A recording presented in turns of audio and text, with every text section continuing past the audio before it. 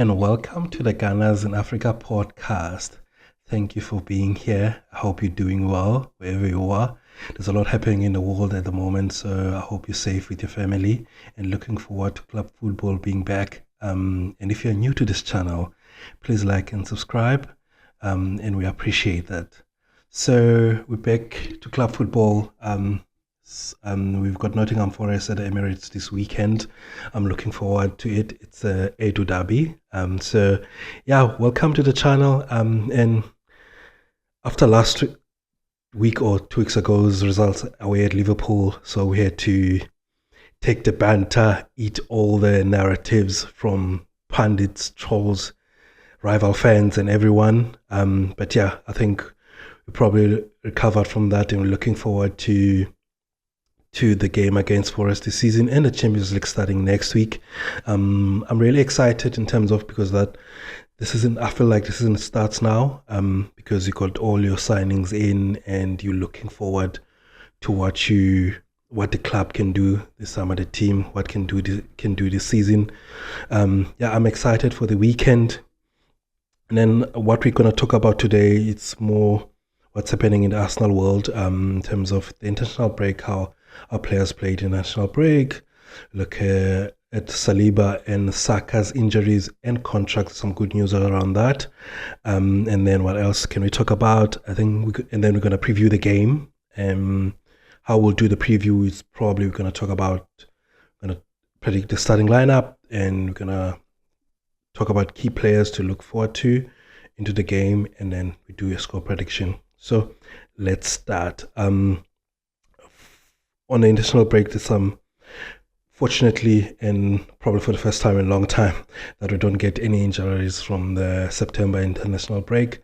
Some of our players performed well. I think I tried not to watch a lot of football, but I couldn't because this was, especially, I was watching South Africa, my country, who are close to qualifying. They probably need one win to qualify for the next World Cup. It was exciting. Got to watch a few players as well. I think I watched a bit part of the England game, Spain games, and I watched a few players as well. So some of the standout performers, I think, Mikel Merino was the standout performer this international break. I think he scored 4 goals and a hat-trick in one of the games. Impressive. That guy seemed to score goals, especially for Spain. He scores goals. He's really good at finishing. Around the box, he's very dangerous. I think, especially his role in the Spain team, he sort of plays like a second striker as a 10, which proves that the guy is not a DM, because I've never seen him play DM before. I remember when we went to Anfield and all the negativity that Mikel Arteta was playing 3 DMs. Shocking. Yeah, people don't watch football games anymore. They just hear someone say something and then they just go with that as well. It also says a lot about some of the pundits who analyze the games. I don't think they actually watch games. They just try to have headlines or clickbait or whatever. Some of the stuff they analyze, I feel sorry for people who pay subscriptions for these television stations, and they pay these people a lot of money to just be trolls. I prefer, to be honest, fan channels. I think I get better analysis from a lot of fans, and especially the fans that I follow. The fan channels that I follow, like Us Blog, the Arsenal Vision guys, Harris Mu, Tom Canton, those guys. I follow those guys quite a lot. Adrian Clark, I follow those guys. I watch a few. I listen to a few of the athletics podcasts as well. So I try to listen to a bit sensible people who are not here for clickbait or for just getting views. And I think the content people, when they put out content, they just more about engagement farming and stuff. But anyway, on that, and then to continue, I think Mikel Merino he's had a great start to the season as well. I think he's been playing well, but he's not really. We only played 3 games, and he started, I think, the Anfield game, and he didn't start the other game. I'm happy with him. I think he's a different weapon to what we have.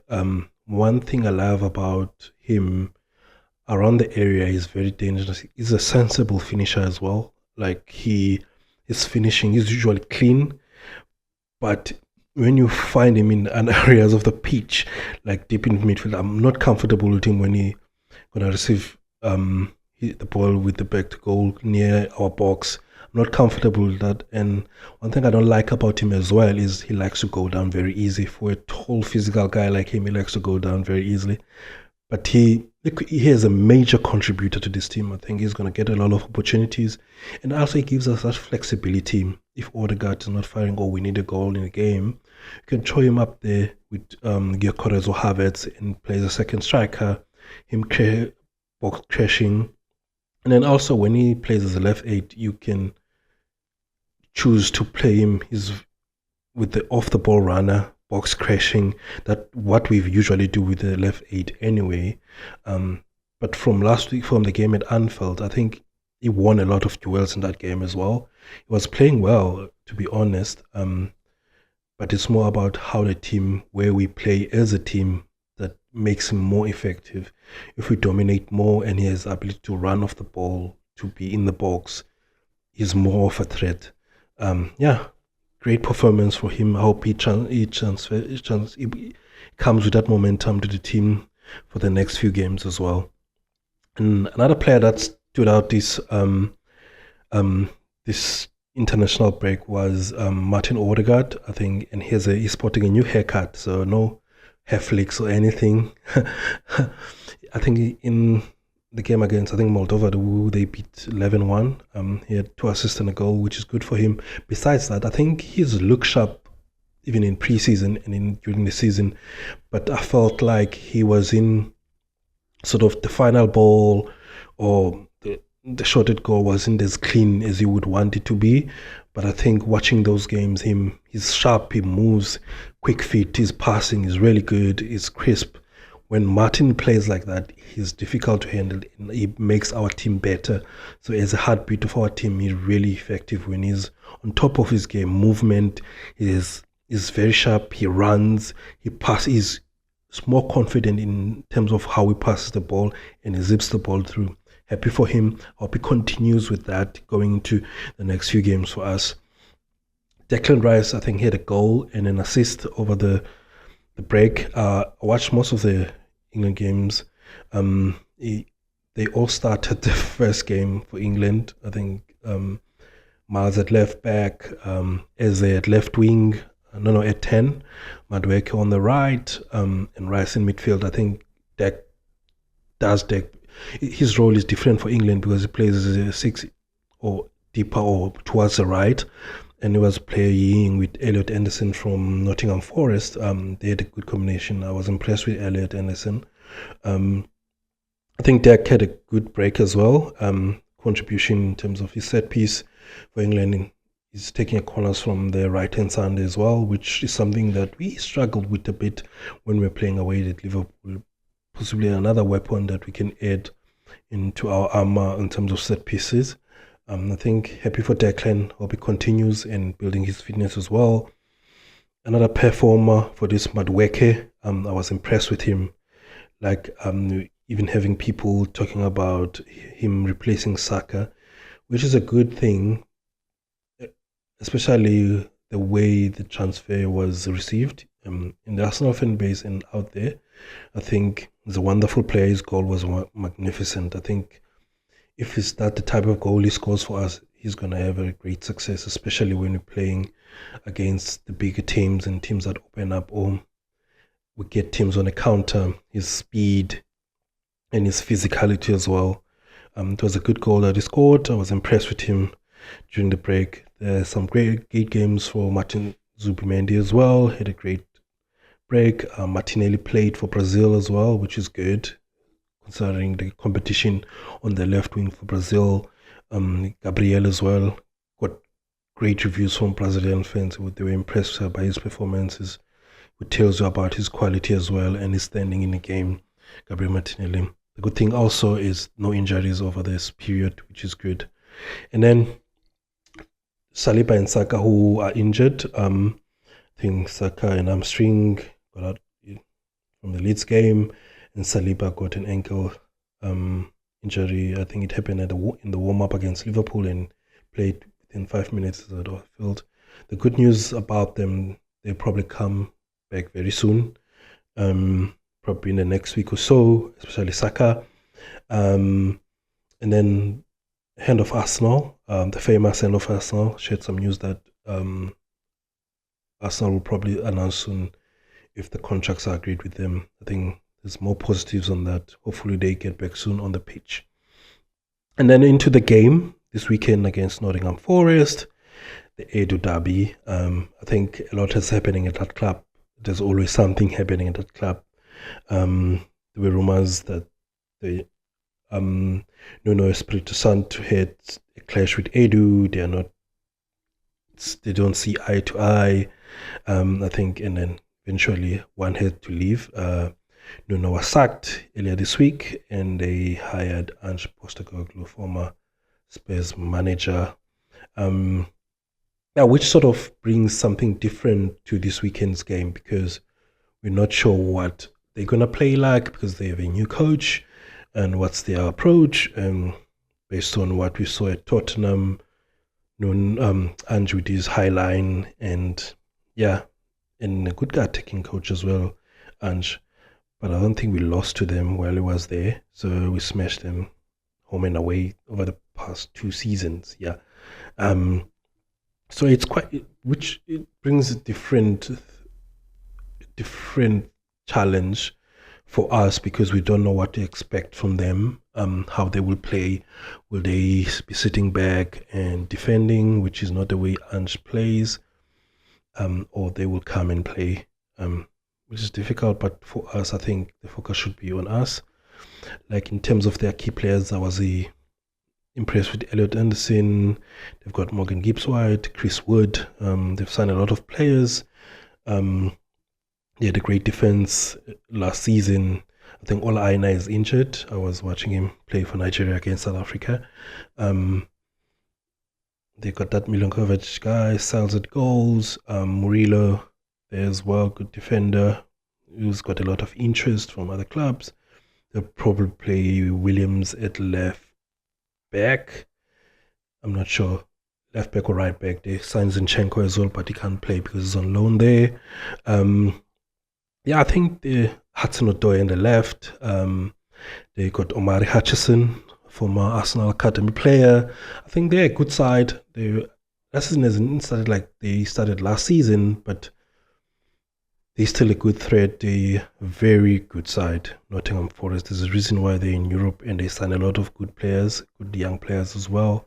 So they are a real threat, and it's quite an interesting game, but we usually beat them in the Emirates. It's a good omen for us. Hopefully we continue on that vein.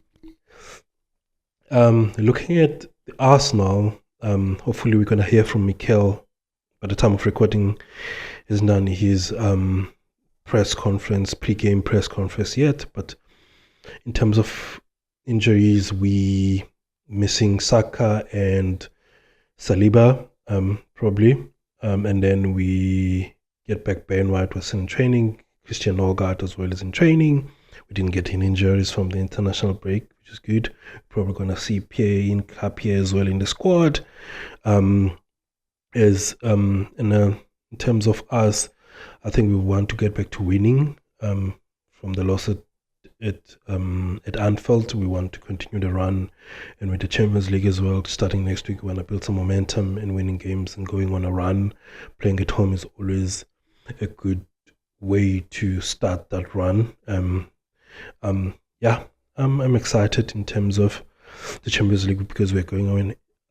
Sort of interested in terms of what type of team he picks, considering that we have a game in Bilbao next week, but it's still early in the season, so you'll probably want to play quite a lot of the new guys, give them time on the team, whether on the bench or starting, but you will want to go on a run now and look up those positions. There's a lot of positions that